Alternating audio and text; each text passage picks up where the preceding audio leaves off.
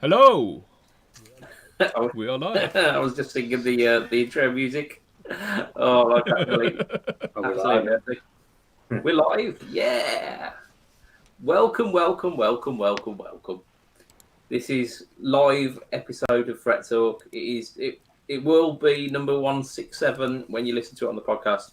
I couldn't tell you what episode of live cast it is, but it is a special today. We are going to be talking about something which has been released recently. But before we do that, let's introduce our people. We have got Lee. Welcome. Hello. Welcome. Hiya. Hey. Hello. Hello. We have also got Phil from Dyer. There we go. Hello. Welcome, Phil. How are you doing? So, I've got like hair in my mouth. I just had a haircut and I'm pulling hair out of my mouth. If anyone's wondering what I'm doing, right.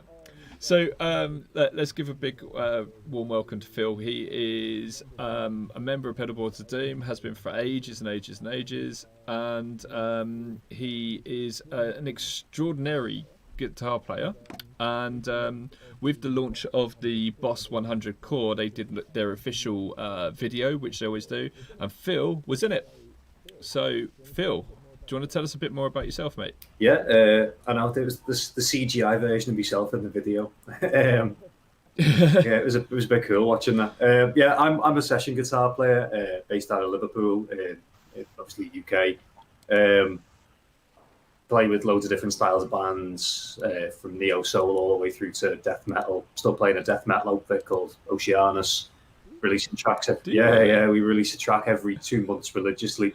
We've started this year. It's all on Spotify and all good streaming platforms and Deezer, as we like to say. So it's still doing that, and then I've got my own solo stuff, which I released something, the first of a lot of tracks, in July. So it's a busy time. Next year I've got 12 tracks to release, so that will keep me busy, one a month. Nice. I didn't know you did like the death metal stuff and all that sort of thing. It's because your playing is so like instrumentalist sort of like along the lines of Satriani and Vai and these sort of things.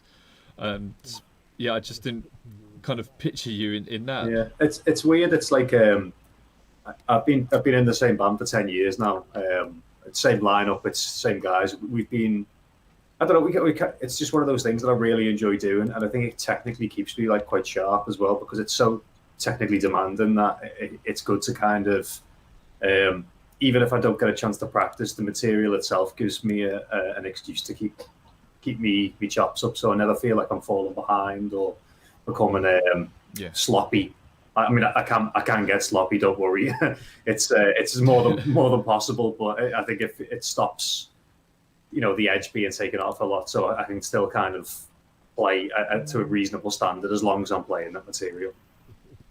It's the rhythm side of things, isn't it? Because it's so fast, and you kind of like you got the stops and all these sort of things, and you have to like really be on the ball. Yeah, so many time signature changes and things like that. There's just being aware of where things move and things are. So it's quite good. Yeah, it keeps me sharp, as I say. It's like mentally sharp, knowing where I am in the piece.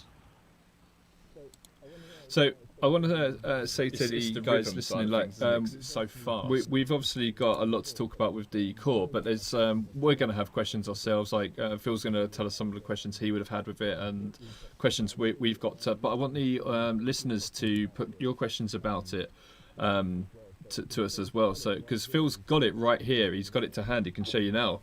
Dance, my puppet, dance. So you can see that's the core there. No, it will be. You see it? No, that's your face. There we go. It is shiny and new and with the best presets on it. Phil Lead, is that? Yeah. I spelled your surname wrong. They knew it. It's okay. Right. Okay. So, what's your first thing about it that you really like? Like, what's your main thing about this? Is it the portability or the fact that it's an all-in-one sort of solution? I would probably say it's the fact that it's a full unit scaled down into this form factor. I think from reading the comments I've seen on YouTube and a lot of other places, I think people have misunderstood and thought that this is a cut down version of the unit. It's not. It's the full GT-1000. Yeah. It's got everything that the GT-1000 has. I think the only real difference in this is the actual physical 1000. It's got the amount of buttons that you have to control it, and the XLR outs and the MIDI slightly different.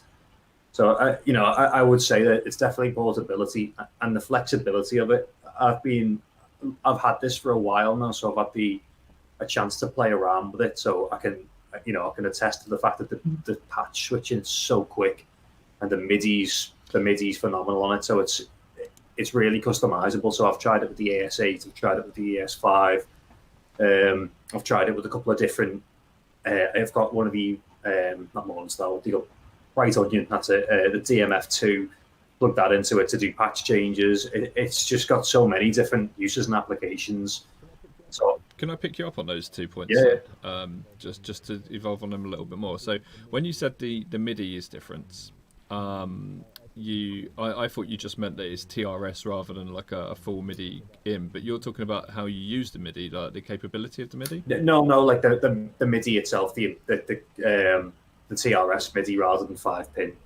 So that's the only. It's like the 200s more so than anything else. But yeah, so I've had a chance to kind of get around that, and because I've got the B MIDI cable, which is the 5-pin to TRS. I think that's essential to have. Otherwise, you need to get you'll need to get like a converter box. So just kind of adapted to that. Believe it or not, I cut and spliced my own ones of them. Yeah. Yeah. I just got a TRS cable and worked out which pins it was, and I soldered it. Or a braver band than I. It's proper pikey, but it works. We've got a comment in the comment section from Stuart Tate, believe it or not, saying, did they let you take it home, or did you have to hide it under your coat? I took it under my coat, and I left all the cars on bricks as well. As any good scouter does. Oh dear, brilliant. Right, I'm gonna play with the devil's avocado here, and I'm gonna come from the angle of not knowing anything about this unit. So explain this unit to me as you would to like a 5-year-old. And you're not too far off the point there. Okay, to kind of explain it in its simplest form, this is a fully functioned amp modeler, effects unit, cab. It's got cab loading facility in it. You can run 24 effects simultaneously. When you talk about effects in this, when we say 24, the amp blocks are classed as an effect. So where people have been moaning, why would I ever want to use 24 effects? That's ridiculous.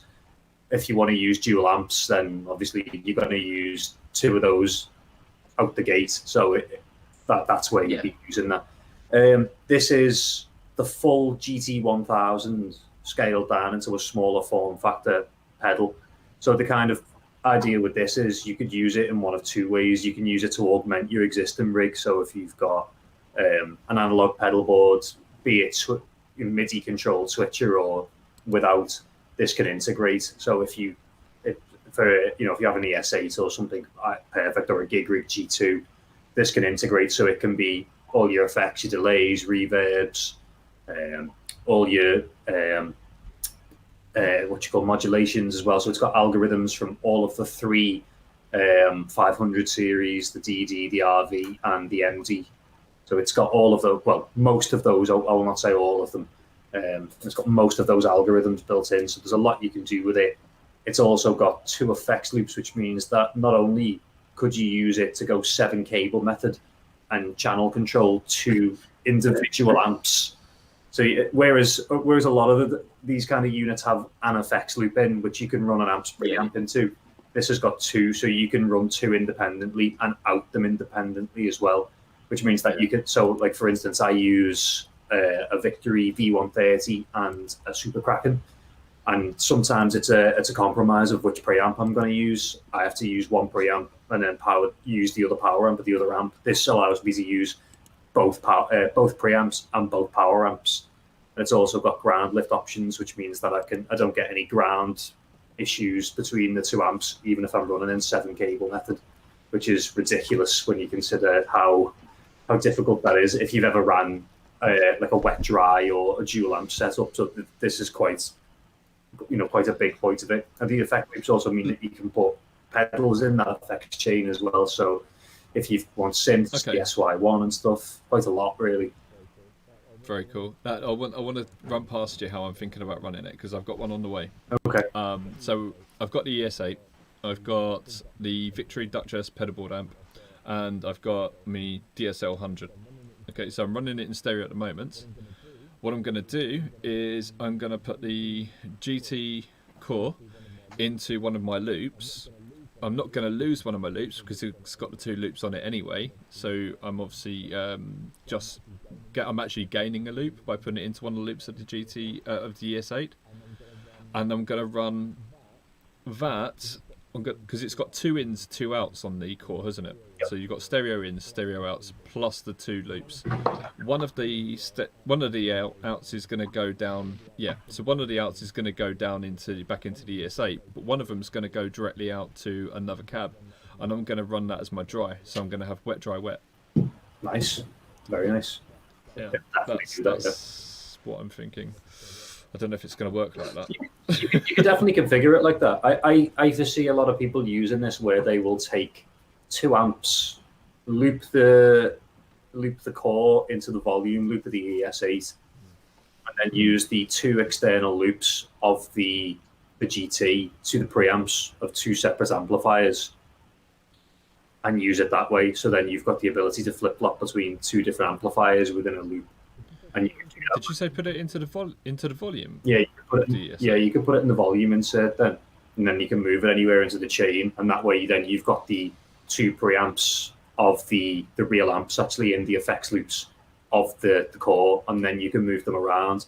It also means that you could turn effects on and off anywhere you want. Yeah, you could turn effects on and off before the loops in the core on the core via MIDI. So they'd still be before them in the ES8, and then you've got obviously loop 7 and 8, whatever you want after that.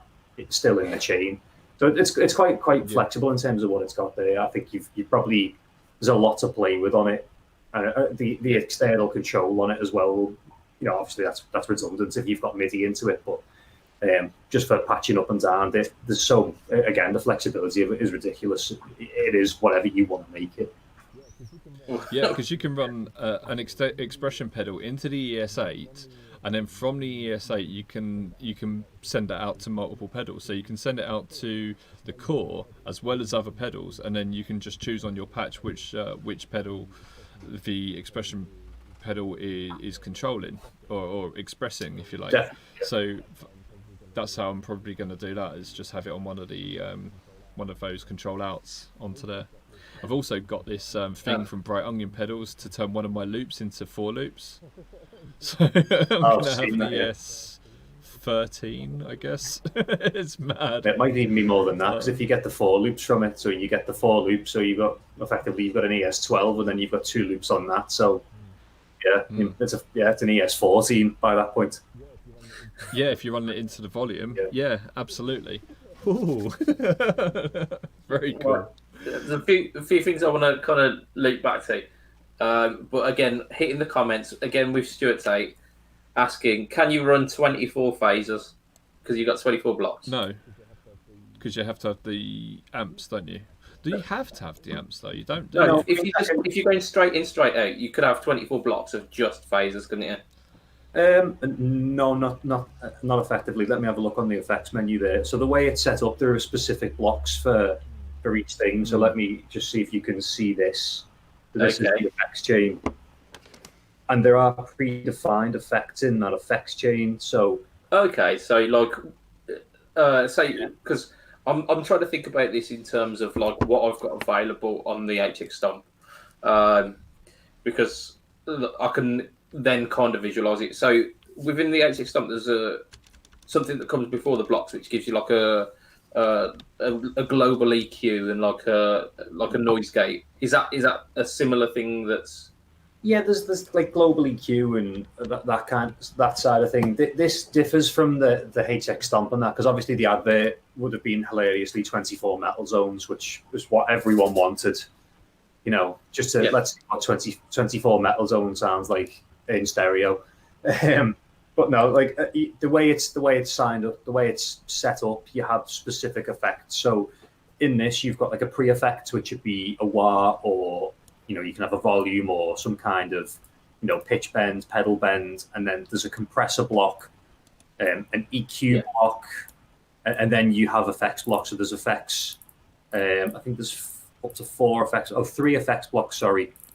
So they can be your phases and your flanges. Yeah.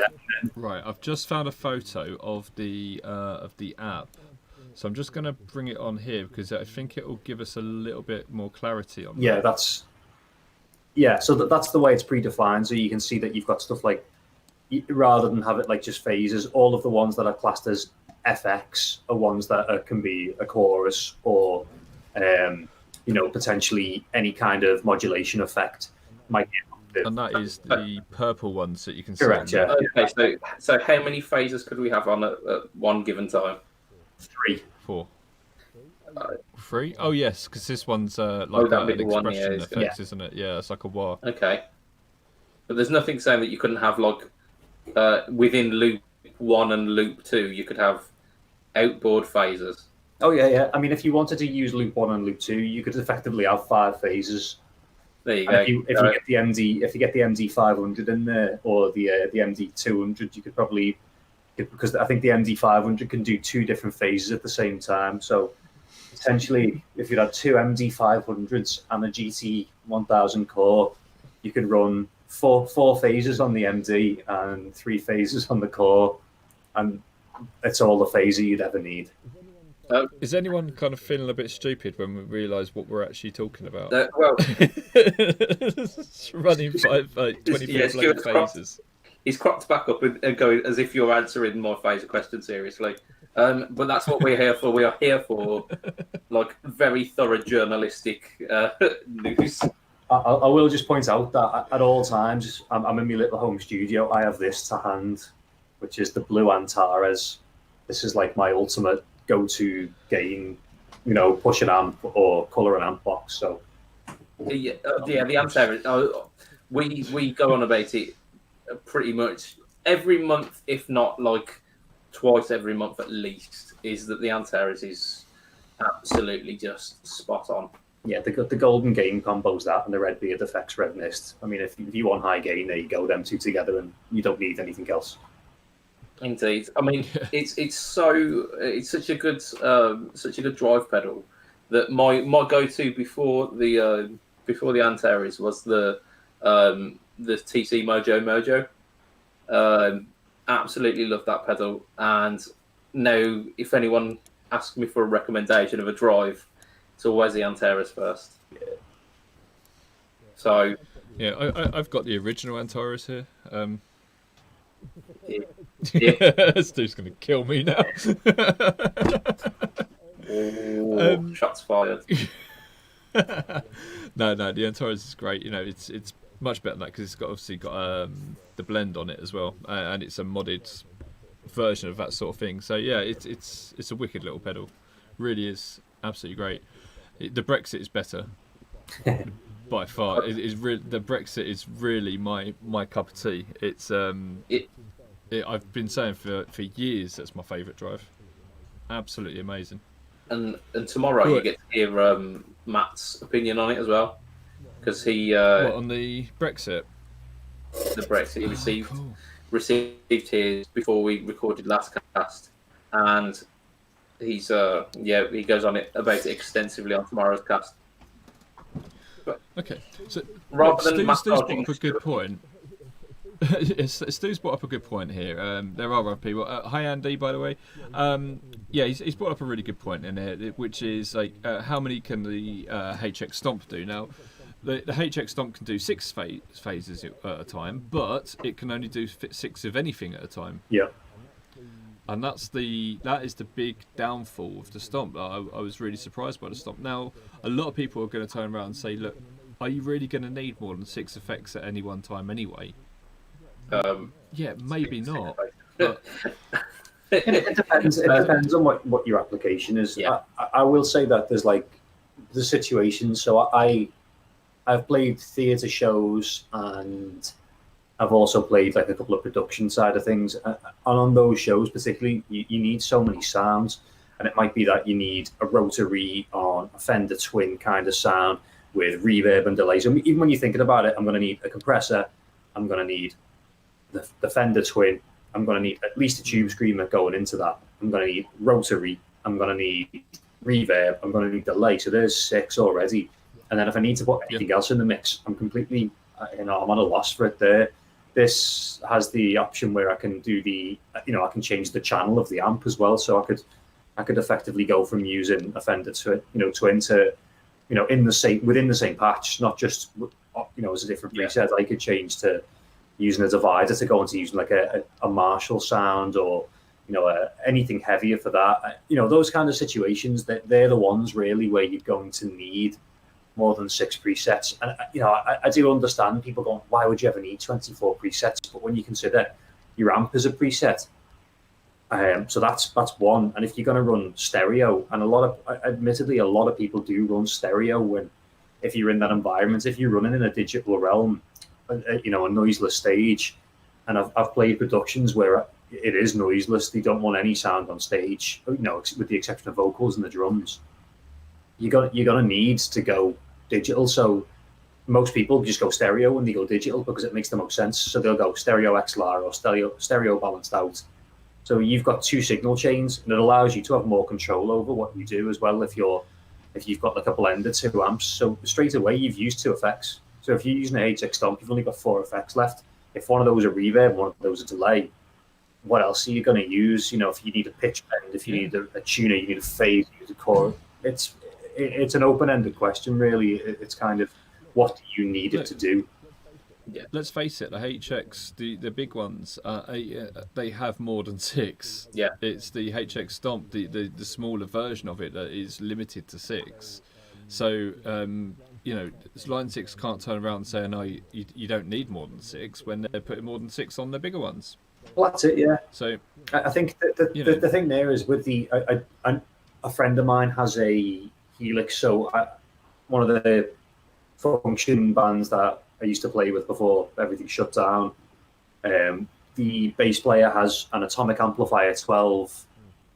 The other guitarist, who's also the singer, he has a Line 6 Helix, and I have a GT-1000.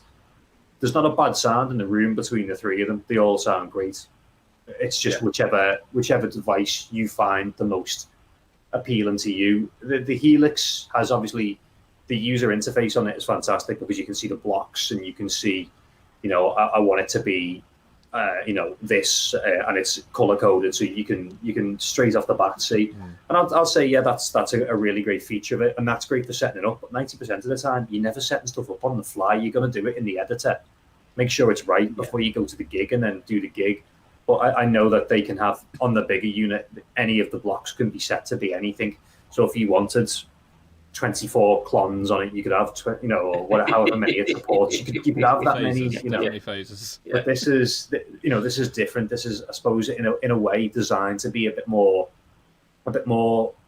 usable in that you can't just set hundreds of the same thing. It's like, right, you've got predefined parameters of what you can and can't have. And, 4 delays. If you need more than 4 delays, you're probably going to buy a DD500 anyway to go externally to this, or have more delay pedals. This is just for this unit. This is just a lot of flexibility. Yeah, I'm not going to take my DD500 off or my OD500. I think the benefit of the OD500, OD200.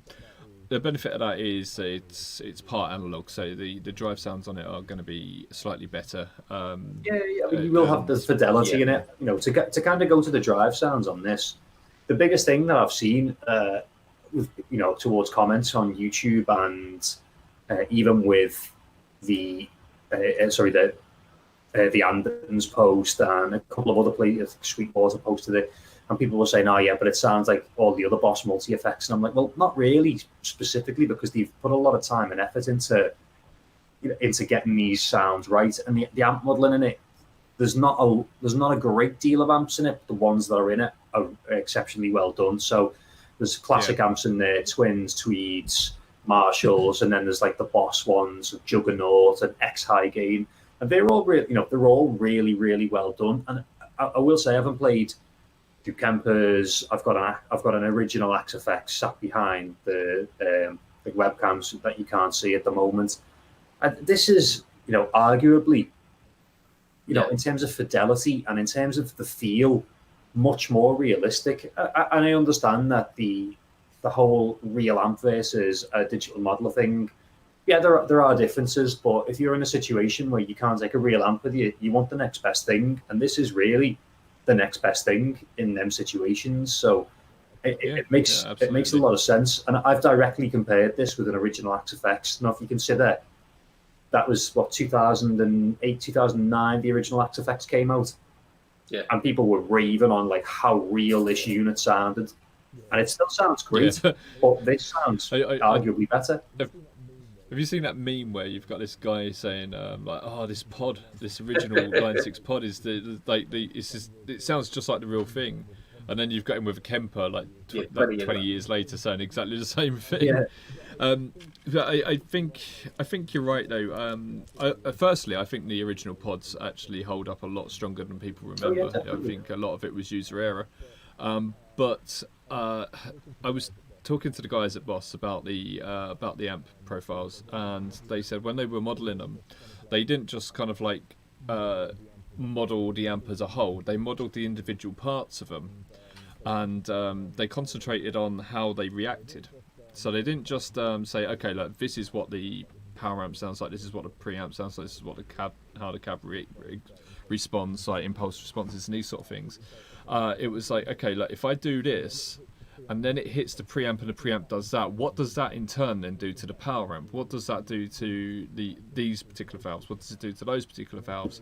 And they put a hell of a lot of time into it, and you look like you're about to laugh at me. Is this all rubbish? No, I've just seen a message off my mate there, and he's just taking the piss out of me because he's watching this. You're spot on in what you say. It gets component level. I think that makes the difference. It's like how, when you've got these devices, how do they sound when you compare them to another? You could profile an amp. That's one thing, but to actually understand how the amp works and why an amp sounds like that, it's the feel of it.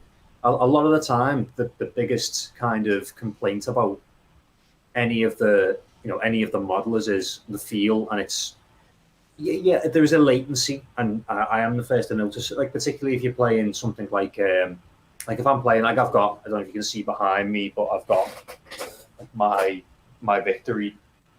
Well, that's oh no, we can't unfortunately, but we can see a cardboard box. Oh, okay, yeah, it's you can, yeah. It's the V130 anyway, so that's sat behind me. And if I'm playing that for a great deal of time, I really notice how quick it is in terms of its response and the clean channels. Very, there's no delay, there's no latency. It's just very immediate, and it's that thing. And then if you play a modeler, there's this fine level of latency, and everything has it. Nothing escapes that kind of that fidelity. And I mean, it doesn't matter how good the processing is. This is exceptionally quick. And the same as like the neural plugins, they're all exceptionally quick. But this kind of has that other, once you get past that thing of playing with the amp modeler and becoming accustomed with playing it, and you get past that, then the whole thing of the feel of it doesn't react, it doesn't give you the kind of feeling that you want from it. Whereas this does give you more of that feel. And I think it's down to the fact that you've got the component level of it right. So you get that feeling of, sometimes you get that tube saturation, or when you really dig into one note for articulation, and a modeler will give you it at the same level as the rest of the notes, but this kind of really gives you that breakup, or where you've kind of, the power scale inside of an amp, because yourself, amps sound differently depending on how hard you hit them, how loud they are. This responds differently depending on how you turn the master up in the amp as well. So it's not just a case of, it's not volume, it's affecting how that amp model works. And I think that really says a lot to it. Cool. If you've never tried that within the actual bigger 1000, try it within this, because when you turn the master, particularly on the Marshall models, you can feel the sag come into it. And obviously you've got a sag control as well, but you'll notice that the sag comes up with the unit as well. And I thought it was something that I was just perceiving that wasn't there, but the more I've dug into it, it is prevalent in the unit, and it feels a lot more natural to play. Well, I say natural, it's an electric guitar, distorted sounds, which it gets, but you know what I mean in terms of It's like when I say tone's organic, that's like the worst buzzword in the world. How can it be organic? It's an electromagnetic pickup. It's about as far from organic as it gets, but it's that real sensation of analog gear. That's what this gives you. So if we were to turn up the master on the amp but turn the overall unit down, it will still get that feel, do you think? Yeah, definitely. You usually got like a master volume at the end of it. I think it's the same same on the GT Core. It's got like an overall master volume, which kind of attenuates the signal at the end, isn't it? You've got your master volume for your amp, but you also have patch level, and patch level can be different between patches. And so you have that thing where you've got the whole, do I have the amp louder or the patch level louder? It depends on how you want the device to respond. Do you want that to feel like an amp that's super, super, super cranked and really going for it? Or do you want it to feel like an amp that's quite low and then have the patch level up? And it's those kind of things where you've got the ultimate freedom to set it as you want. So a couple of things I want to pick up on there. One is the patch changes. So people are saying, well, Boss is saying this has got the fastest patch changes of any multi-effects switcher ever. Oh, yeah. I have seen people say, well, hang on a minute, no one's ever complained about the switching time on the HX Stomp or any of the Helix. I think it's not the case of just going like, patch up or, sorry, you see that? Yeah. Not just a case of going like patch up or patch down or anything like that. It's more a case of, as things change in the unit, you don't notice this latency where stuff goes on, and the spillover is brilliant on it because of the DSP in it. So I was going to say, it's got the carryover, isn't it? Yeah, it's really, really cool that. So like, just for people who don't understand that, when say you've got a delay and your delay's going da da da, and you change the patch on a lot of switches, a lot of these, not switches, multi-effects. When you switch the patch, that delay will just stop. On this, it will carry on. The reverbs will carry on, so you won't get like the nice wash just cutting dead. When you go into the next patch, it just carries on over there, and you're already going from your lead part into your clean part, and you've still got that wash carrying on. Yeah. Very, very nice. Well, the thing I do want to mention about that is, I think where you said it's the quickest patch changes, if you've tried like the Helix or the Atomic stuff, or Head Rush or any of that, when you change it, it does change, and there's not a split second of latency. They all change very quickly, but you'll notice that the effects surrounding your core tone will change as well. So if you change patch and you change a reverb, to say, you'll notice this little blip where algorithmically it's changing the patch. So you're not getting the spillover of your kind of last patch. The spillover you get in them units is the spillover of your sound getting converted to this new patch. So if you've got like a plate reverb or and you go to a spring, and it goes to spring, you'll notice the algorithm change. And obviously it might not be the same for all units. So if I'm talking out of turn, I apologize. It might be different between some of the modelers. I haven't sat and tried them all side by side, so caveat that's not necessarily for all of them, but for most of the ones that I've tried, particularly like the Atomic, because I have used that unit quite a lot, that does have the change. And the Mua G200 I think does a similar thing where it will change the algorithm as it changes the patch where this keeps your original sound. So that's where the quick patch changes come in, and it's noticeable. It really is noticeable because it feels produced. Like when you listen to a record and a part ends, and it's normally where you're playing live, and you're in the next part, and so like you'll change your sounds, and that scene changes. On a record, obviously, you can just stop and let the delay trail out. This allows you to kind of get that feeling, but in hardware. Yeah, some people I know who have got the GT-1000 who have said that they're going to order this as well as like a travel option. Not that anyone's travelling at the moment, but the thing that they I've just seen that comment as well. The thing that they're saying that this is the big seller for them is that carryover. It's supposed to be so good. One of the great things for me as well is this has got a tuner built into it, so I can like ditch my Boss tuner because I'll be having this as well. So that'll be nice. It's an extra patch, isn't it? So you are currently being trolled by Adrian Thorpe. I love Thorpe. I've just seen it then. Just for the benefit of our listeners, he said, "I'm so glad there are subtitles for Phil." It's fantastic.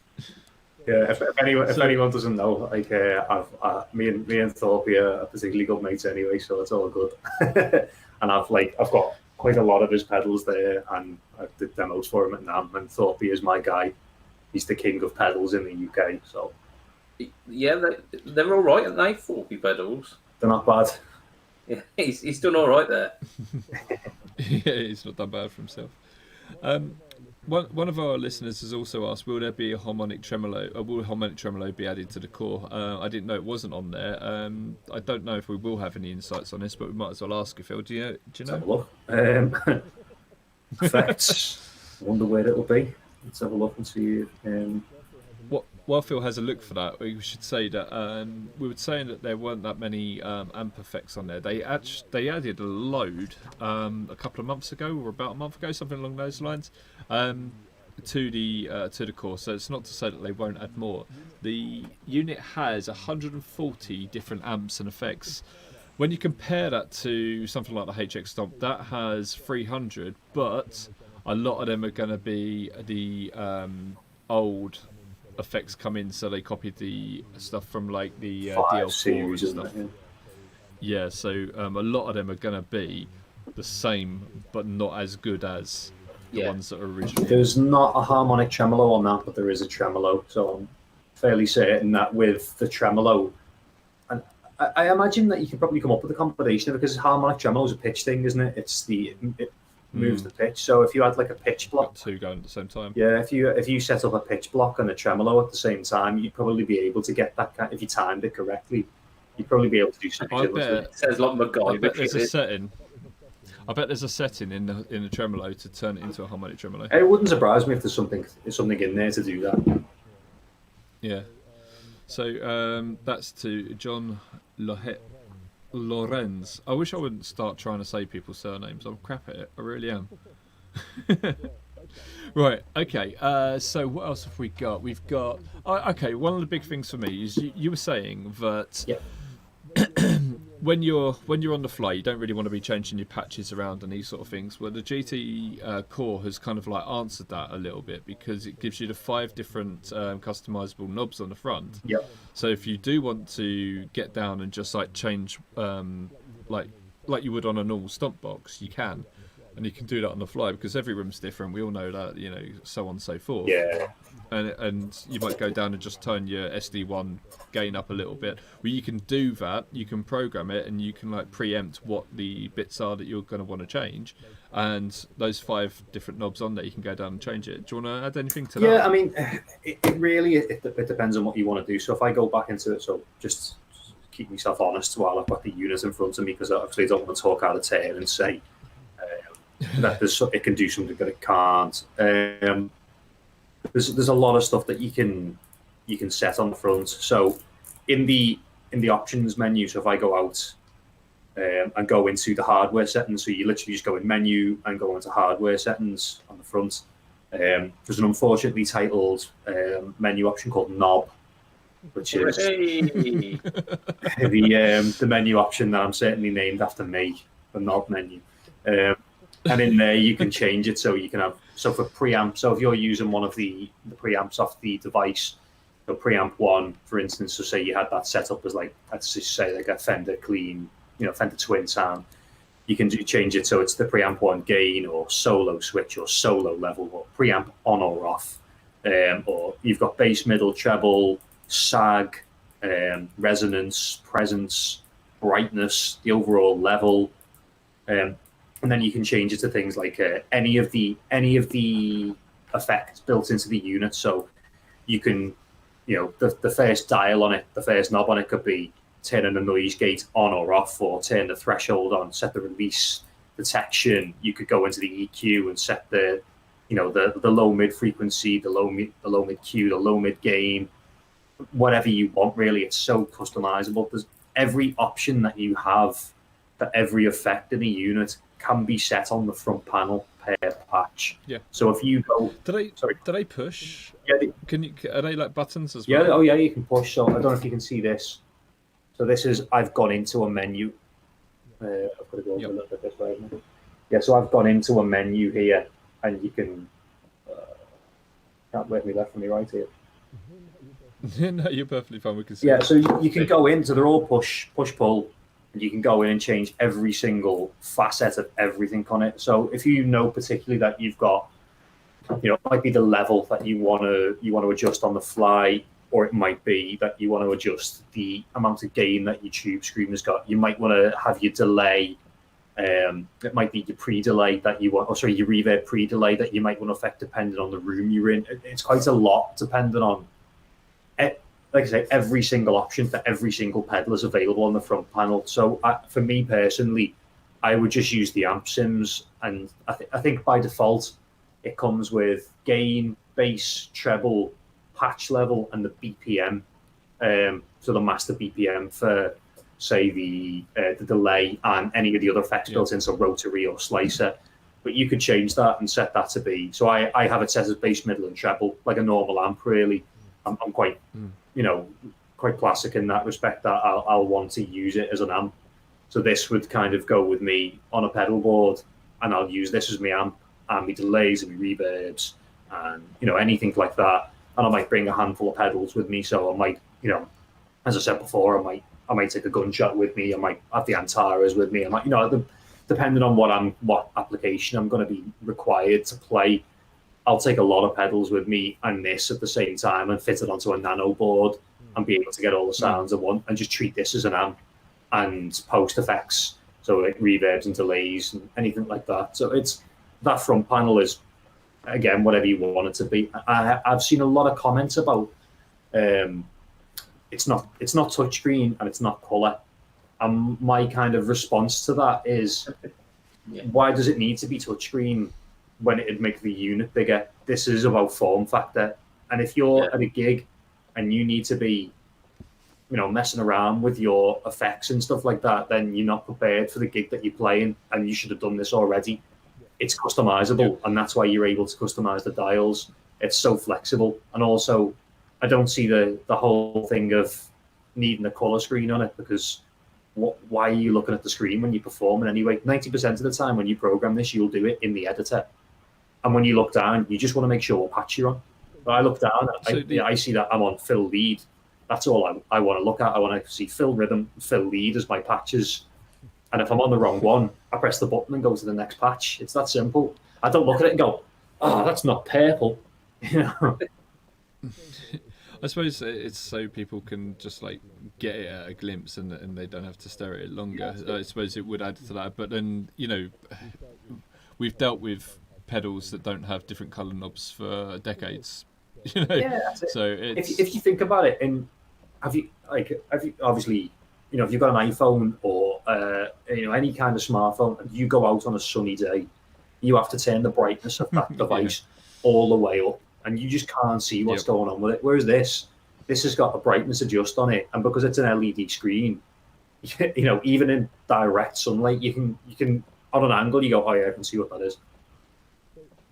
So The big unit has Bluetooth on it, doesn't it? Does this one? No, it doesn't. It has a USB, and it's a mini USB, so it's not. It's not the same as the other one. Yeah. It's not C. It's MIDI on this. Sorry, it's USB Mini on this. Okay. So one of the cool things about this is the powering of it. You can power it from I'm led to understand you can power it from a normal power brick, but is it AC or DC? It's DC. It says on the side there that it's DC. Right. Cool. Yeah, PSB1U, which I believe is the boss power brick, but it can be powered off a Strymon. I think someone cocked up one of the press releases because it said AC on it, and I was like, that doesn't sound right. So no, it's got the brick attached to it, so it's got that little that thing. But I have powered it off a standard power connector, and it works fine. So it is possible to power it off that. I think is that 1219. So a lot of the competition takes stupid amounts of power. This has a draw of I think 640 milliamps, which is still 670 milliamps, which is still quite a bit, but nowhere near as much as the others. So it's not going to completely drain your average power brick. I've powered this off. I have a True Tone CS12, and now some of the outputs on that are rated as I think they're rated like 300 I think 300 or 500, something around that. Might even be in the middle there. But it's reasonably irrelevant because when you've got the unit plugged in, it doesn't need to. It's not limited by that number. So if you've got to say this, it will still power it off that unit so long as the total draw of the pedal. The total draw of the brick is not as high as something going into it. So it can still power a unit like this. Yeah, so some of the videos I've watched on it, people have been saying that it's partially down to it not having a touch screen and a colour screen that allows it to be powered so easily. Yeah, well, that's it. That's kind of one of the benefits of it. So you've got that option there. It's the trade, isn't it? Yeah. It's like it just makes it pedal board friendly, and for me, that's kind of the biggest thing. 90% of the time, that if you think of, if you're playing a gig down the Dog and Duck. When gigs open again and you want something that'll do everything, this is great. But if you're talking about like an industry professional, someone who's doing, a clinician who wants, take someone, like Simon McBride, for instance, who's a phenomenal player and he does clinics all over the world and then he's playing with Don Airy and stuff like that. He might get to a situation where he's got to go and do a flag gig for a clinic. That's perfect for someone like him. It's got the flexibility there. He doesn't have to worry about the current draw. He can just use it off a 9 volt, so it'll plug into his existing pedal board. Or if he needs to use it standalone, he's only got to take one plug with him, and it'll work anywhere in Europe or anywhere in the US off a power socket. The power options, a moot point on it really for me, because I think if you're having issues powering your board anyway, you're probably not taking it seriously enough to invest in the power of your. Well, it's not so much that. There's not that many power bricks out there that are able to power something like a HX Stomp. Yeah, which I find odd because I think that it's going to force the likes of Voodoo Labs and True Tone maybe to invest in something a bit higher output. I think Strymon are obviously going to get there because they've got the Ojai and the Zoomer. So I think they're likely to kind of push into that market, and particularly with their, past of really high draw multi effects. I think they will probably venture into that world, but I do think that the companies need to catch up with that because no one seems to power at that level. Our co-host, our budget pedal chap, hasn't said very much today, unfortunately. Sorry, Dave, but you've got the HX Stomp, haven't you? I do, yeah. What's the power on it? It's proprietary, isn't it? Yeah, I'll just use the power that came with it, but I think it's something like 2,000 or 3,000 milliamps. 2 or 3 amps. Yeah. Jeez. So it's something ridiculous like that. Yeah, so you're not powering that from your Chocks or your Voodoo Labs or whatever. It's just not going to happen. I don't have a Whereas Voodoo with Labs. this, I don't have a Voodoo Labs. I just meant you as in the royal you. I've got very cheap stuff, and none of that powers it. So Got very cheap stuff. He sits there with his HX Stomp. like in comparison to like the full unit, then yeah. Yeah, man. Yeah, so I think this is really, really cool. I'd like to just move on in the last 10 minutes over to just going on about these boss loopers, the RC5 and the RC500, because Phil's had a little bit to do with them. You've played them, haven't you? Yeah, I've had a little play with them. So I've had a go of the new RC5 and the 500. Yeah, and I had a little go of the OC5 as well. That's quite a cool little toy. So I've had to play quite a lot of the new stuff. What do you think of the RC500s, where it's got the two different loops going at the same time, and you can like phase them in and out of each other? I think that's for an individual who's far more intellectually capable than I. It's for the limited time that I had a chance to play with it. It was fantastic, and I was like, wow, this is really like if you're creative in that kind of space, you will definitely find something worthwhile to do with it. But for someone like me, I have very limited kind of need for a looper. So the one built into the core would do me on RC5, but that 500's got so much horsepower, and it's something like 32 hours of recorded time, and it's... Hang on, I can tell you exactly what it is, because I've got my notes in front of me still. You've got 13 hours recording capacity. That's approximate. I think it's 1.2 or 1.5 hours per loop. Yeah. No one's going to use that amount. You know, who's going to do a loop for 1.5 hours? That's a Disney film. They've both got 32-bit.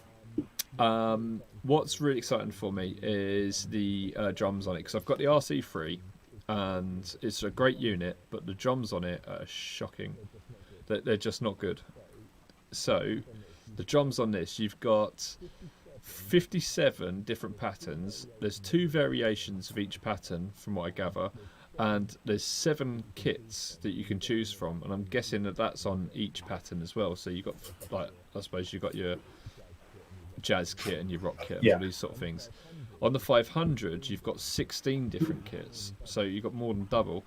That I completely agree with you. When I was doing the news this week, I said exactly what you said. The 500 is for the people, you know, like the Ed Sheerans, Kate Tunstall's, and beyond, and you know, the guys who do the beatboxing and that sort of thing. This is going to be a game changer for them. For someone like me, I just want to emulate a bass track and then just jam over it. That's what I do with a looper. Again, it's that thing of, you know, the application of it. The RC5 is obviously can be used by a professional. You know, anything can be used by a professional, but it's that thing of the RC500 is definitely aimed at like a professional who does looping professionally, an Ed Sheeran or a Katie Tunstall, because if you imagine that they need that kind of consistency night after night, they can't build their loops there and then in a studio and make sure that then you bring in laptops into the equation. You know, am I using a laptop to build this track? And it's not necessarily a lot of these guys do that, and I suppose this would take that out of the hands of like pre-production and a laptop and put that back in the hand of the artist and have it in front of them, and having that control and the ability to change things on the fly, fade loops in and out. Someone who does that professionally all day will be able to come up with something really interesting for that. Yeah, for sure. It's when I first saw it, I was like, oh, this is really, really cool, and then I kind of like thought, hang on a minute. Yeah. I'm not going to be able to get the most out of this, but I will have the RC5 coming, and I'm really pleased about that. There's something different from what I gather, in the way that it's used, in the way that it works. So with the RC3, when you record a loop and then you stop recording that loop, it automatically goes on to you recording the next loop. And time again, I've kind of like started jamming over my loop that I've made, only for what I'm jamming to start playing as well. And I'm like, oh, shit, I didn't turn it off. And they've done it differently from what I gather on the RC5 now, where when you stop recording that loop, it doesn't automatically go on to recording the next one. Thank you. That's I'm so pleased. But I mean, that on its own is a fantastic function. The thing that I found most impressive and most exciting for me is the TRS MIDI jack. Yeah, exactly. It's the first compact ever Yeah. with MIDI, and I as soon as I saw that, I contacted Matty Knight and I said, "So when are we getting the SY1 with MIDI then?" Yeah, I mean that'd be phenomenal. But I just think in terms of, because you've obviously there's things like was it the OD2 was the one that had was the first kind of TRS driven dual drive and things like that. It's 200. No, the I think it's the OD. Is it the OD2? Vince will probably correct me if I'm wrong on this. But it's so these ones, the 200 series, they've all got the TRS. Yeah, they're all TRS. there. But there's an old stomp box that's got a TRS, just a standard TRS, like a 1/4 inch. Oh, is there really? Yeah, there's an old one that you can swap, so you can have like 2 or 3 sounds on it. But I think this is really, I think this is really kind of opens the door, because if you imagine something like, a DD8 level thing with that level of DSP, where you could then have MIDI, so that opens the door for what's the DD9 going to look like, and what's the RV7 going to look like. If you've got this option to have TRS MIDI, there could be so much flexibility within these units that it's, turn them on and off via MIDI. That they could be, there's so much, capability. Yeah, well, you know what I want to see? I want to see a Metal Zone with it, because the Metal Zone's really, really, really, really versatile. Yeah. So you can get a shit ton of drive sounds out of that, and that'll cover so many sounds, and just have MIDI on that. That's it. I mean, if you've got something like imagine a scaled down 200 series, where maybe you lose some of the switching options or presets or something like that. Scale it down into a stomp box size unit with TRS MIDI. The sounds you can already get out the unit right there. You've got something that's so usable. You'd have a compact board controlled by a tiny MIDI controller or the core.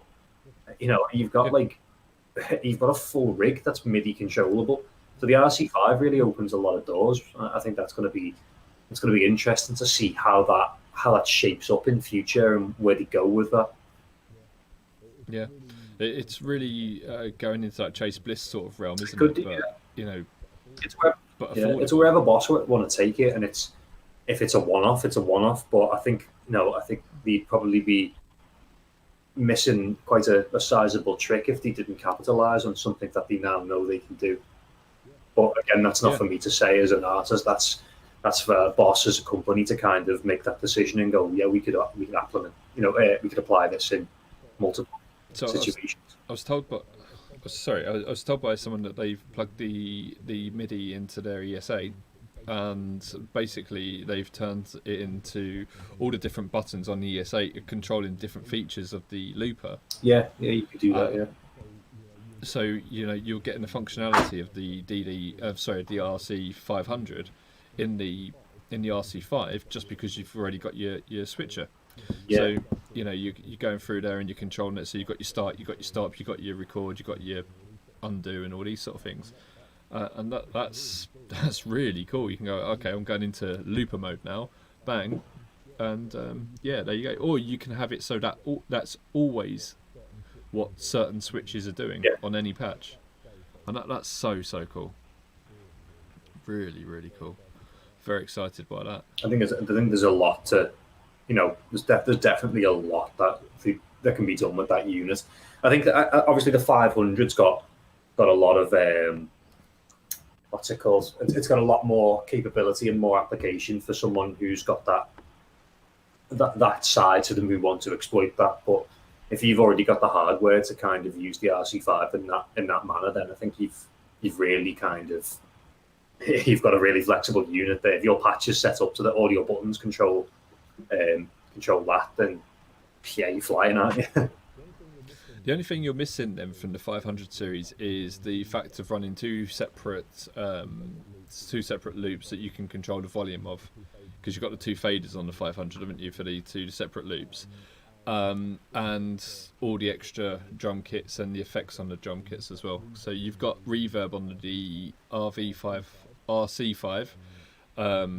So you've got reverb for the drum kits on that, but on the RC500, you've got I think it's about 6 or 7 different effects that you can put on the drums, like scatter and vinyl flick, which just shows it isn't for guitarists.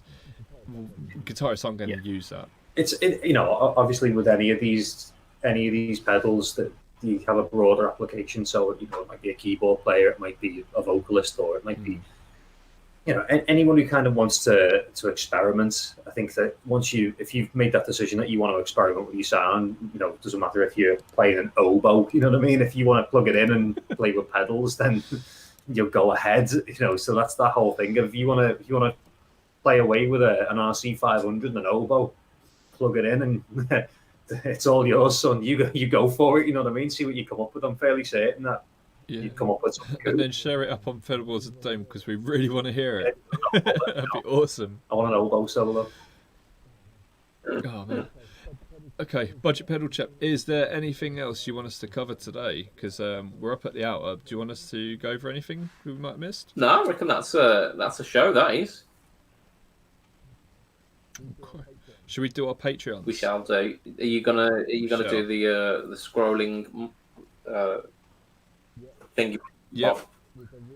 Which I really need to get into, so they're going off like they do on Star Wars and Superman. Oh, into the distance, yeah. Yeah. All right. Okay. Shall I start them? Yeah. Carry on.